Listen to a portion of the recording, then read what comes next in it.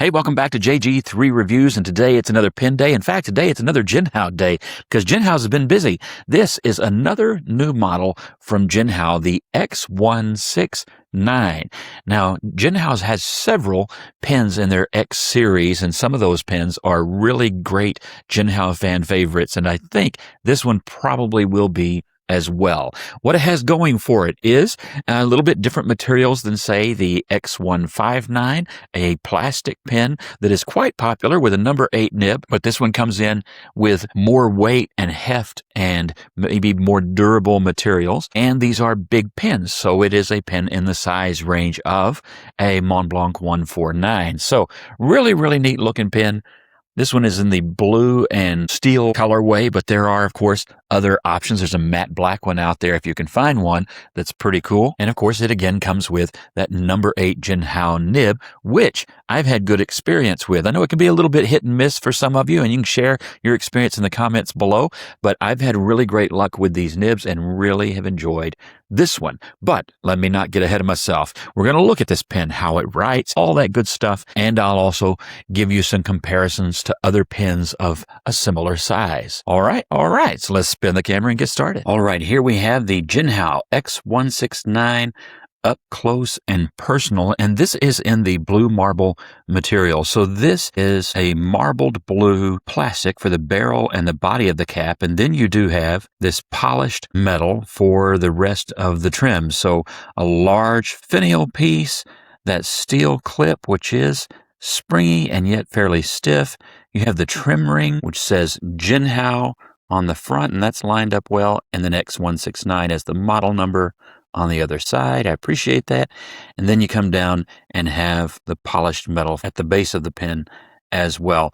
Looks really good. You see what model probably has inspired this, correct? So we won't get into that, but there it is. But it is, of course, a pretty classic shaped pen. There are lots of pens of this size and shape out there, and Jinhao has several offerings, at least 3 of which are in the background there. When you go to take that cap off, it takes just barely over 1 turn. Really nice. It does actually post, but that is going to make for a pretty back-heavy, weighty pen. But you can do it, and if you have large hands, and maybe your hand comes to there, it's going to be nice and balanced. So just depends, on how you like to write with your pen, but you can write with this pen, posted, unposted.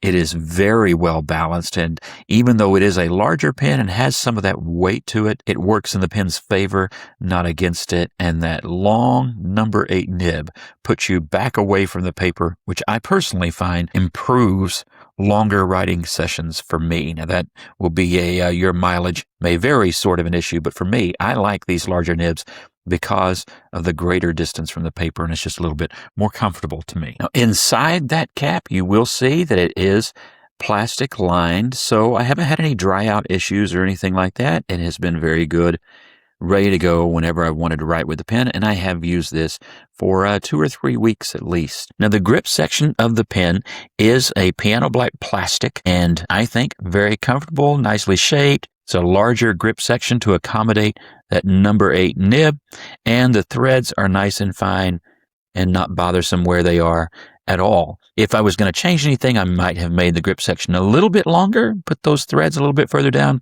but this works just fine, no problem. Now, while we're here, let's take a look at that nib. It is a number 8. I don't know if you can really see just how big this is, but for those not familiar, this is a number 6 steel nib, also from Jinhao. So it is that much bigger than a number 6, which until recently was the largest nib that they offered. So that gives you some idea of just how big that nib is. It is, of course, a stainless steel nib. This one is a medium with really good amount of tipping material there, and this one writes quite nicely and smoothly. And of course, you have that big honkin' feed, which has been doing a good job of keeping the ink flowing on this pen. Now, when we take that barrel off, you will find an extra large converter, and I like this. It's a screw-in converter, very big. You probably just saw the capacity of this converter in the specification. You can go back if you didn't, but I really like this converter, and I'm always glad whenever Jinhao puts it into one of these larger pens, because a pen this big ought to have a good ink capacity, and this one does. We'll also notice, though it's a little hard to see, I think here, that there is an O-ring here between the barrel and that section. As I said, this is a rather large pen. So here is the X169. This is the Asvine V800. A little bit bigger, actually, the V800 is, and a current favorite of mine. And then there is the Wingsung, or Junlai 630, also large pen. All of these are built around sizes similar to the Montblanc 149, of course, except for the Jinhao 9019, which is an homage to yet another pen from Japan. All of them have large nibs and good ink capacities. Each of these is pretty fun pen just, on its own. Here are the pens in their posted length, taking up every inch of real estate of my phone screen. That Asvine still being the longest pen, the rest running just kind of neck and neck. And then in what will be the most common configuration for most writers, I think, here are the pens unposted.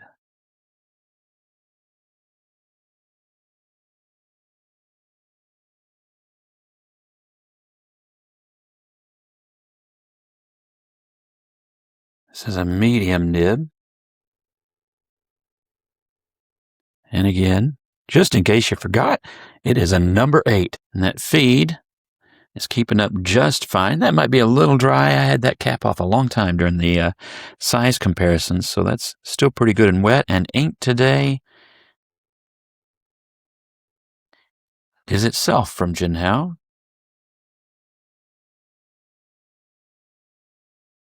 And it's deep blue. I think that's right. Let me check the bottle right quick. Yes, this is their deep blue ink. I got this off of AliExpress quite a while back, and I have really enjoyed this. It's kind of a blue-black with some nice shading. Performs well in the pens I've used it in. I'll put a link to that if I can find one. Now, this does have a bit of, I would say not flex, but it does have springiness that you can see here. So I think that looks good. It's not flexed like a flex nib like the new Mahjong number 6 flex nib, but it does have some nice springiness so that you can coax some line variation out of it when you want to. Now, normally with just normal light pressure, you're just going to get a normal standard line with no variation, and that's as it should be for a medium nib.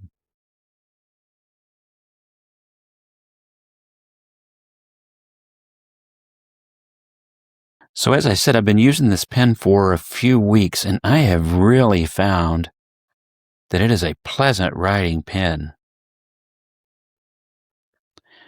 I don't have any qualms with it whatsoever. Now, I have noticed in different discussions online that, as is typical for Jinhao, every now and then you can get a nib where there's a quality control issue. Most people I've seen are quite happy with their pens, but when you pay this little for a pen with this much going on, unfortunately, you often do find some quality control issues. But I have quality control issues from Jinhao far less often than many of my internet compatriots. I don't know what that means, but I just know that I have awfully good luck, or they have improved.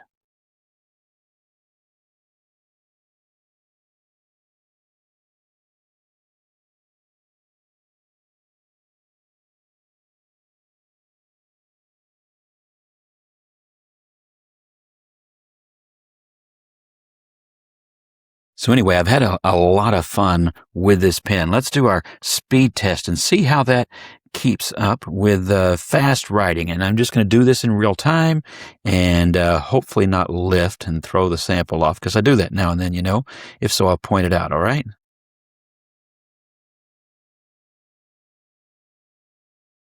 All right, I did no lifting. That's amazing. Thought I jinxed myself there. No, but it did really well. It got just a little bit light right there, but does well. By the way, if you look at that closely, you can see what I'm talking about when it comes to the shading of this blue-black Jinhao ink. And I like an ink that does that. Pilot Blue Black does that as well.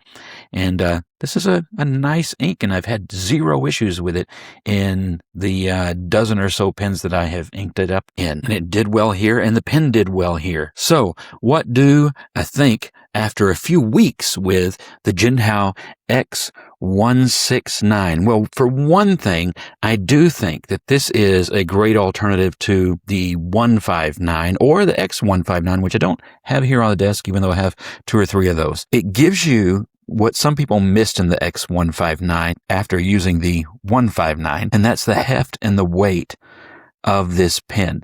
The older pen is a brass pen or an alloy pen with lacquer, and this is a big honking pen, and it is a weighty pen. It has a number 6 nib instead of a number 8, but that means lots of nib swap options, of course, and it just has a standard sized converter or cartridge, so it's a lower ink capacity. And so people, when they got the X159, they loved that greater ink capacity, but some missed the heft of the 159, and that's where this comes in. It's not as heavy because part of the barrel and cap is still plastic, but with these metal bits, it does give you the heft that you might have missed with the number 8 nib, with that larger converter, and some of the metal pieces like the base of the clip here may be more durable than the plastic X159, which every now and then users have had an issue with it cracking after a while. So hopefully this one with the metal reinforcement up here will do a better job in that regard. But these are very affordable pens for most, and that means more people get to have a large pen with a large nib and have a lot of fun writing with that. I like that it has that springiness to the nib because you can get a little bit of variation and play with that in your handwriting and in your cursive, and that's pretty cool. So for me, it comes down to this is a really great affordable pen. I think it looks pretty good, and this one has been very reliable. I haven't had dry out issues. I haven't had ink flow issues. I washed it out when I first got it and inked it up, and it has just run in the weeks since. So I would highly recommend you check out the Jinhao X169, and I'm always glad to see whenever they pop up with something new. And so this was a fun find for me. What do you think? Have you got one? If so, please share your impressions in the comments below. And God bless you, and hope you have a great week.